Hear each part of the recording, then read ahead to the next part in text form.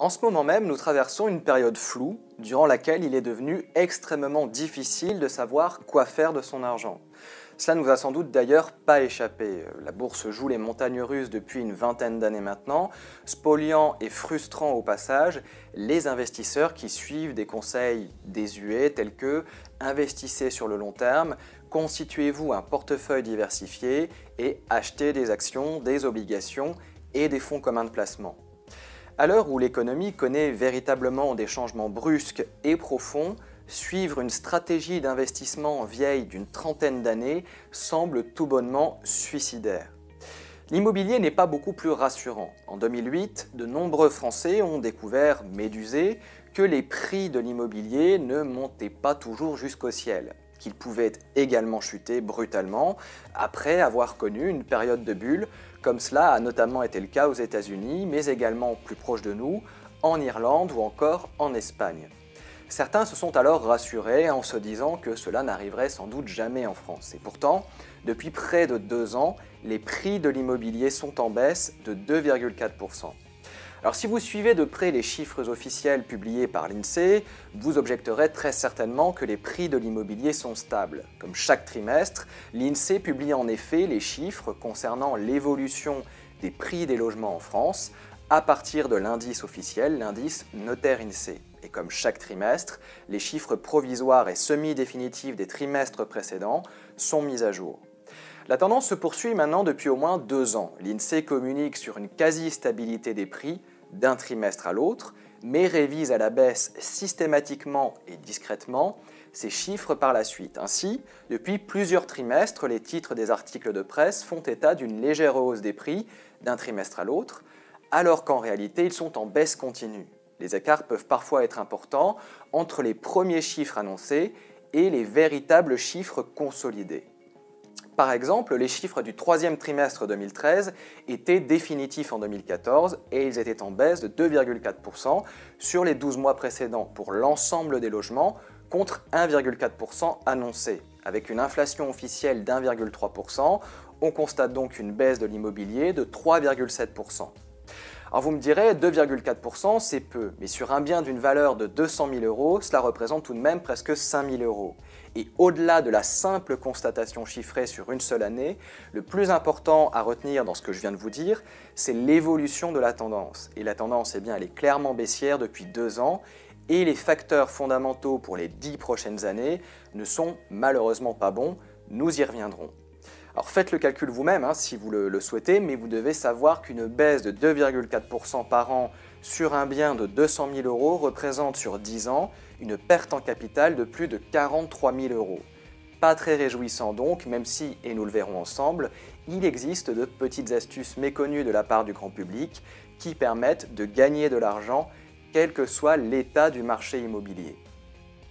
Alors lorsqu'on est confronté à un tel contexte, eh bien, on se dit qu'il vaut sans doute mieux s'abstenir d'investir son argent parce que c'est trop risqué et on se retrouve alors confronté à la dure réalité de l'inflation qui grignote sournoisement nos économies ou même pire, au risque de faillite de notre banque, renflouée soit par l'État sous forme de buy-out, et il ne vous a sans doute pas échappé que les caisses de l'État ne sont pas très remplies en ce moment, soit directement par l'épargnant que nous sommes, sous forme de buy-in, comme le suggère notamment le Fonds monétaire international.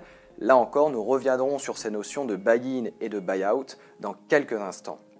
Dans le contexte de grands bouleversements économiques et financiers que nous connaissons, eh bien, il est devenu extrêmement compliqué de s'y retrouver pour défendre au mieux ses intérêts financiers. Alors vous me direz, les solutions faciles ne manquent pas, mais eh bien, malheureusement et comme souvent, la facilité n'est pas vraiment bonne conseillère.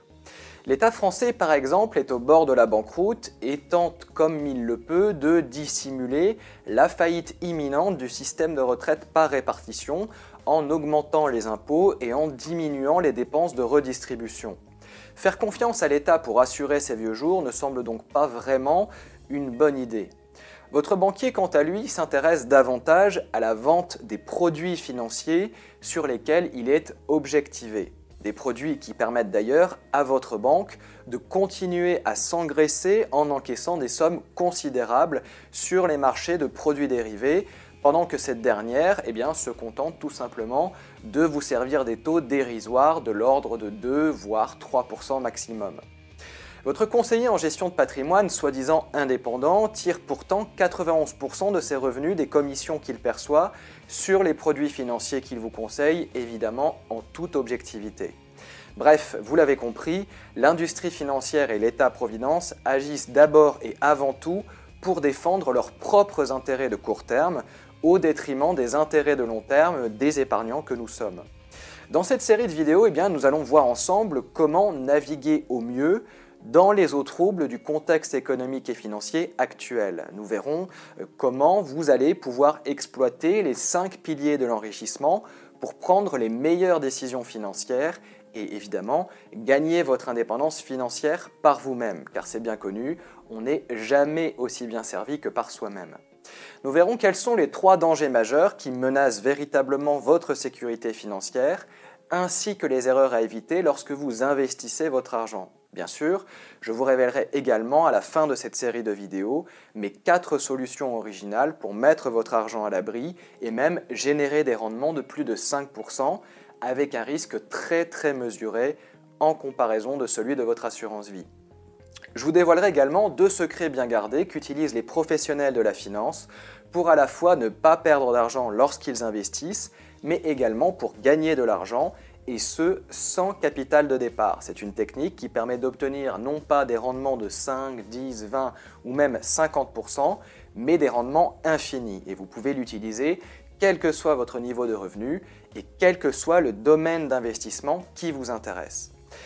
Je vous montrerai enfin pourquoi les années à venir seront extrêmement profitables aux personnes qui seront éduquées financièrement, alors que dans le même temps, malheureusement, 90% de la population devra continuer à lutter pour joindre les 2 bouts.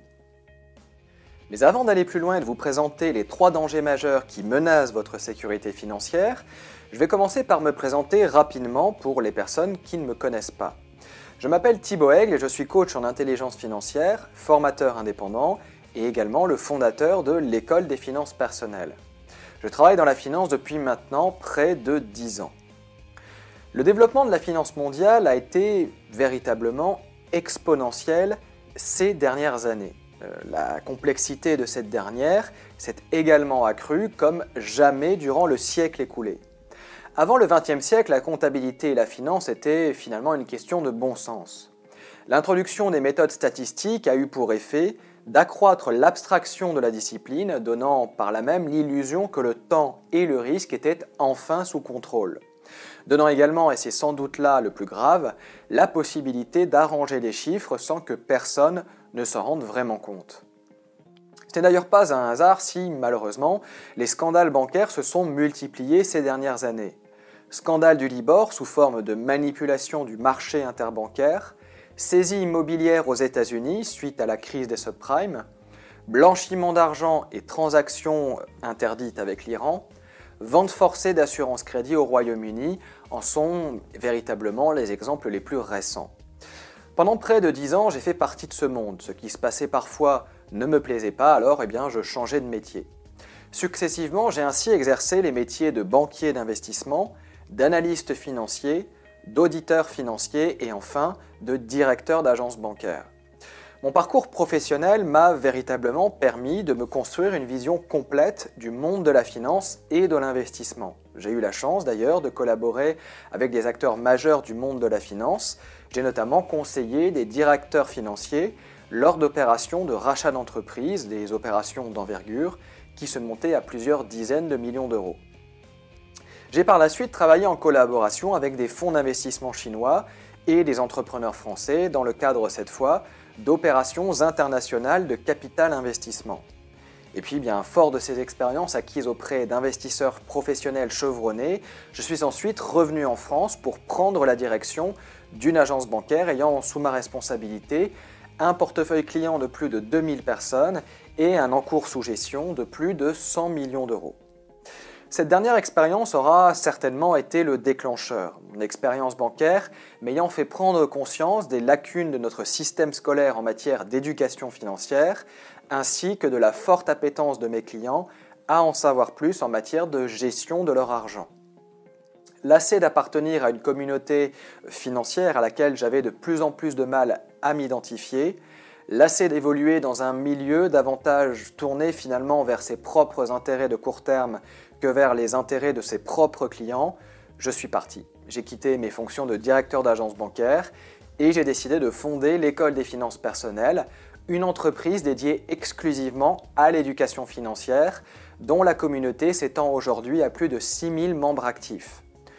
Une entreprise qui correspond davantage à mes valeurs et à mon éthique personnelle et dont l'unique objectif est de vous aider à vous former et à acquérir une culture financière suffisante pour gagner votre indépendance financière. Une entreprise dont la mission est de mettre véritablement la finance au service du sens et de l'abondance. Il faut dire que les enjeux sont de taille. De plus en plus de gens commencent à comprendre que le pic de niveau de vie qui a été le nôtre dans les pays riches durant les 50 dernières années ne pourra être ni amélioré ni sauvegardé sans que nous fassions les efforts nécessaires pour y parvenir.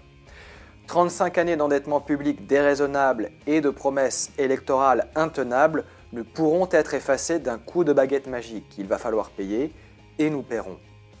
Alors la bonne nouvelle dans tout cela, c'est que dorénavant, nous n'allons plus avoir le choix. Nous allons finalement devoir apprendre à dépenser notre argent autrement, de manière plus efficace, à prendre nos décisions financières et nos finances personnelles en main et à investir pour préparer notre retraite et gagner notre indépendance financière en toute autonomie.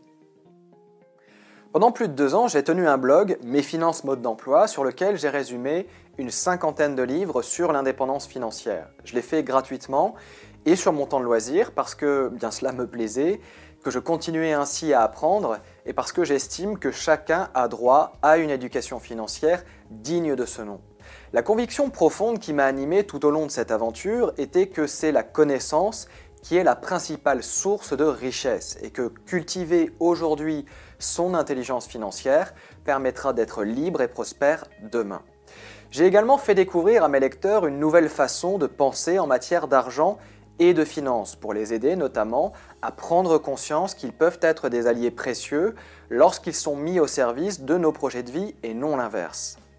Aujourd'hui, je continue cette aventure avec vous parce que je crois que cela en vaut la peine et que le travail d'évangélisation en matière d'éducation financière n'en est véritablement qu'à ses balbutiements, en particulier en France. Je continue cette aventure avec vous parce que les enjeux à venir seront décisifs pour votre bien-être financier. Vous avez très certainement remarqué que nous vivons actuellement une période de grande incertitude, une période transitoire en quelque sorte, qui annonce des changements de société majeurs pour les années à venir. Des changements qui marqueront sans aucun doute la vie des générations actuelles et évidemment celle des générations futures.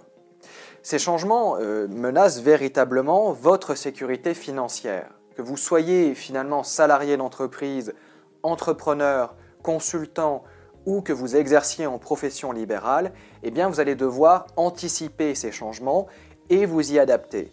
En fait, ces dangers majeurs dont je vous parle sont de 3 ordres. Le danger numéro 1 qui nous guette, c'est la faillite de l'État français. Le danger numéro 2, c'est la faillite du système de retraite par répartition.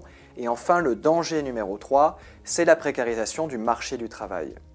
Alors vous dites peut-être que j'exagère, tout cela a plutôt bien fonctionné jusqu'à maintenant, il n'y a finalement aucune raison pour que tout s'arrête brutalement du jour au lendemain, ce serait littéralement la révolution. Et je dois dire qu'évidemment, je comprends parfaitement votre point de vue. Mais si vous le permettez, j'aimerais attirer votre attention sur certaines informations que vous aurez sûrement du mal à trouver dans les grands médias nationaux. L'État français a besoin d'argent, de beaucoup d'argent, maintenant. Ce dernier est confronté à de graves problèmes financiers. La dette publique se monte à l'heure actuelle à plus de 2000 milliards d'euros. Ce qui veut dire que chaque jour, la France doit lever plus de 1,5 milliard d'euros sur les marchés financiers pour continuer à assurer son train de vie. Depuis plus de 40 ans, l'État français dépense trop et se finance par l'emprunt et par l'impôt. Alors il est évidemment tentant de penser que la situation pourrait très bien continuer comme ça, sans que personne n'y trouve rien à redire. En réalité, ce n'est pas le cas car les débiteurs étrangers de la France commencent à s'impatienter. La notation de l'État français n'a cessé d'être dégradée depuis le début de l'année 2012 par les agences de notation. Ce dernier n'est donc plus vraiment en odeur de sainteté auprès de la communauté des investisseurs internationaux. D'ailleurs, le déficit de l'État, le déficit de l'État français, est même plus important que les chiffres officiels. Le fameux ratio de déficit de Maastricht, le mythique 3% du PIB, n'a pour ainsi dire aucun sens comptable. Rapporter les dépenses d'un État au PIB n'a pas de sens dans la mesure où l'État ne contrôle pas la totalité de la création de richesse. Non. Le véritable ratio d'endettement de l'État français se calcule en soustrayant les recettes aux dépenses et en divisant le tout par les recettes. En reprenant ainsi les chiffres contenus dans le projet de loi de finances, vous obtenez un chiffre proche de 20% de déficit. Oui, 20% de déficit et non pas 3%. Alors vous dites peut-être que l'État pourrait essayer de réduire ses dépenses. L'État dépense trop, alors prenons le taureau par les cornes et réduisons les dépenses. Je veux dire que si j'étais à votre place, je penserais exactement la même chose. Mais malheureusement, la situation est beaucoup plus compromise qu'il n'y paraît. Les 4 gros postes de dépenses publiques, de dépenses de l'État, sont les dépenses de fonctionnement de l'État, collectivités locales, salaires des fonctionnaires, etc., les dépenses de redistribution, c'est-à-dire la retraite, le chômage, l'assurance maladie, les allocations diverses, la charge de la dette, les intérêts sur les prêts en cours, et enfin les dépenses d'investissement. Toute réduction des dépenses que je viens de citer serait politiquement suicidaire pour le gouvernement en place. Diminuer les dépenses de fonctionnement ? Un salaire de fonctionnaire et donc d'électeur coûte autant en activité qu'à la retraite. Diminuer les dépenses de redistribution ? Vous touchez là au budget de plus de 80% des Français. Pas très populaire non plus. Diminuer les dépenses d'investissement ? Si l'État avait encore les moyens d'investir, cela se verrait dans ses recettes par le biais d'un hypothétique retour sur investissement. Incapable de réduire ses dépenses, la question qui se pose est donc de savoir comment l'État va-t-il pouvoir s'y prendre pour continuer à honorer sa dette. La réponse est claire, il va faire ce qu'il a toujours fait, lever encore et toujours plus d'impôts et même puiser directement dans votre épargne. D'ailleurs, vous vous en êtes peut-être pas rendu compte, mais le processus a déjà commencé. Nous vivons actuellement une période de répression financière, une expression d'économiste qui consiste en un arsenal de mesures qui permettent aux États de réduire le coût de leur dette en manipulant les marchés et les citoyens. Il y a répression financière quand l'État prend des mesures pour orienter à son profit des fonds qui iraient ailleurs en l'absence de réglementation de marché. Concrètement, les mesures sont les suivantes. Obtention par l'État de prêts préférentiels auprès de publics intérieurs dont les intérêts principaux se situent sur le territoire du pays concerné, fonds de pension et banque nationale, plafonnement explicite ou implicite des taux d'intérêt, réglementation des mouvements de capitaux transnationaux, autrement dit, les autorités manipulent le marché pour faire baisser les taux, quitte à forger les règlements qui le permettront. Depuis 5 ans, nous avons subi les mesures les moins contraignantes et les moins visibles de cette répression financière. Des taux d'intérêt très faibles pour rémunérer votre épargne, inférieurs ou tout juste égaux à l'inflation, le placement des emprunts d'État auprès des grandes banques commerciales qui ont été priées de souscrire aux emprunts de leur État. Ces dernières ne se privant pas ensuite pour vous revendre tout cela sous forme de produits d'épargne. En fait, ce qu'il faut bien comprendre, c'est que les victimes de la répression financière sont les personnes qui ont des capitaux à investir, les épargnants comme vous et moi, les assureurs et les fonds de pension. Ce qui s'organise dans une telle situation, ce n'est finalement rien d'autre qu'un grand transfert des épargnants vers les endettés. Mais ce n'est pas le plus grave. Vous devez savoir qu'un État fait faillite si et seulement si il est en situation de ne pas pouvoir rembourser ses créanciers étrangers.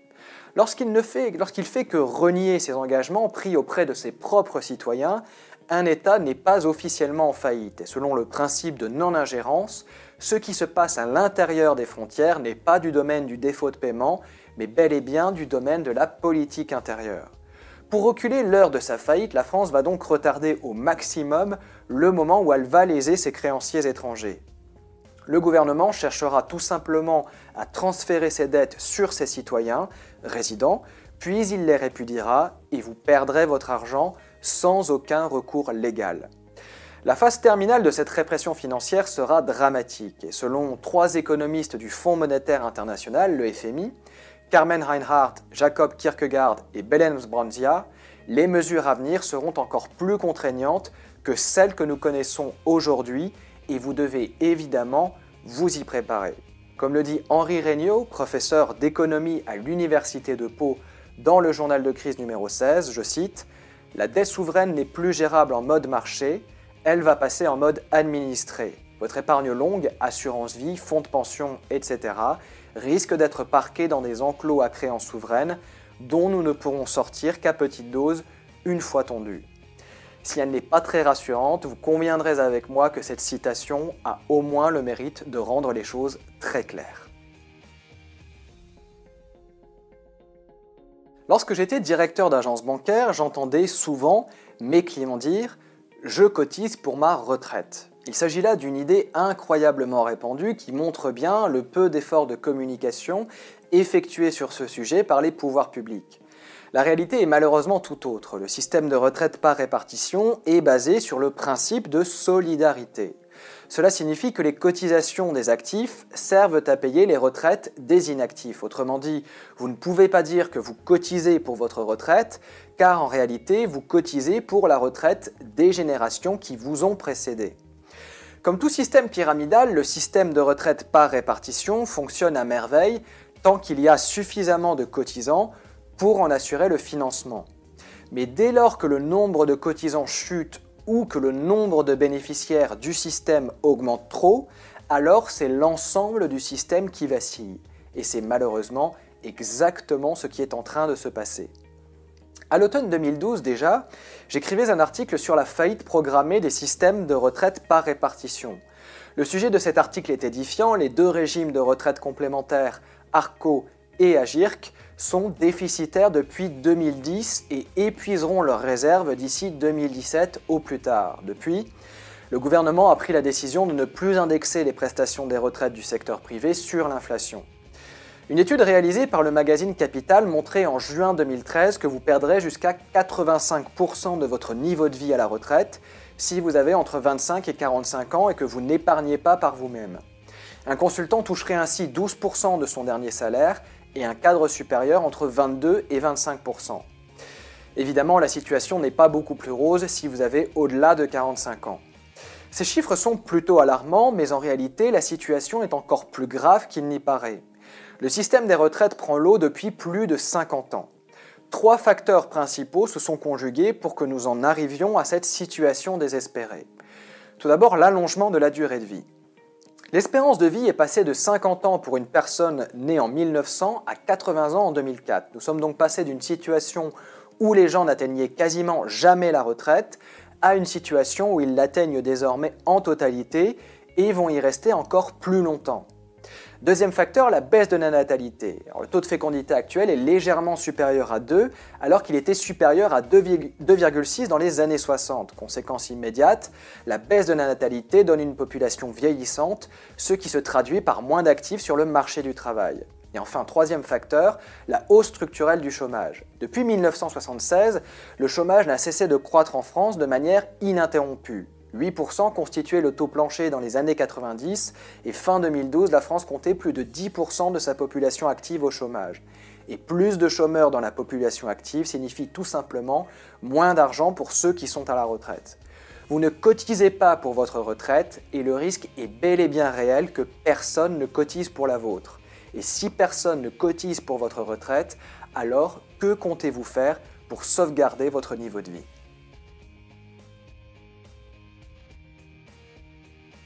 C'est une réalité, le marché du travail est en pleine précarisation. La France était l'un des pays les mieux lotis au monde en matière de protection des travailleurs. La désindustrialisation est passée par là et nous devons désormais nous adapter à la concurrence internationale. Alors que la précarité de l'emploi augmente inexorablement, vous ne pouvez plus vous permettre de dépendre d'une unique source de revenus. À cela s'ajoute le fait que les entreprises vous demandent actuellement d'être de plus en plus spécialisées dans votre domaine de compétences. Pour elles, cela représente des dépenses de formation réduites et un gain de temps en courbe d'apprentissage. Pour vous, en revanche, le risque est évident. Si la demande pour votre compétence chute brutalement ou si malheureusement cette dernière est externalisée dans un pays à bas coût, les conséquences seront évidemment dramatiques pour votre niveau de vie. Au mieux, vous aurez à subir une stagnation de salaire, vous savez, le fameux « estime-toi heureux avec tes 2% d'augmentation, les autres collègues n'ont rien eu du tout ».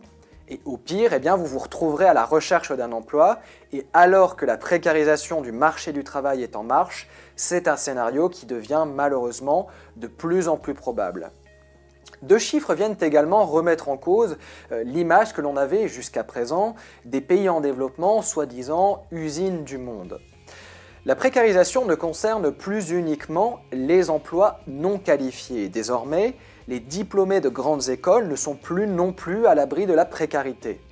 Le premier chiffre concerne la Chine. Cette dernière est devenue en 2011 le leader mondial du dépôt de brevets. Et comme le dit Carlo Pandolfi, directeur en charge de la Chine et du Brésil à l'Office européen des brevets, je cite, « La Chine n'est plus seulement usine du monde, elle devient innovatrice ». Deuxième série de chiffres, la croissance de la main-d'œuvre qualifiée dans les pays en développement. Cette dernière est de 7,3% en Inde, 5,6% au Brésil et 4,9% en Indonésie en 2013.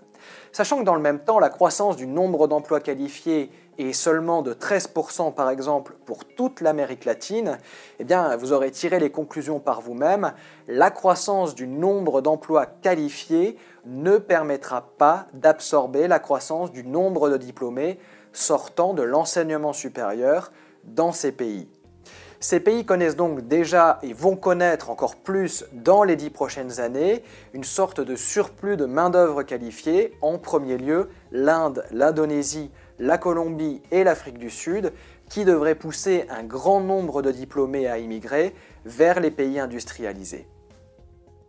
Vous êtes désormais prévenu des 3 grands dangers qui menacent votre sécurité financière. Alors j'espère ne pas vous avoir trop effrayé, mais après tout, vous conviendrez avec moi que pour prospérer et prendre les meilleures décisions financières, il faut avant tout avoir les bonnes informations.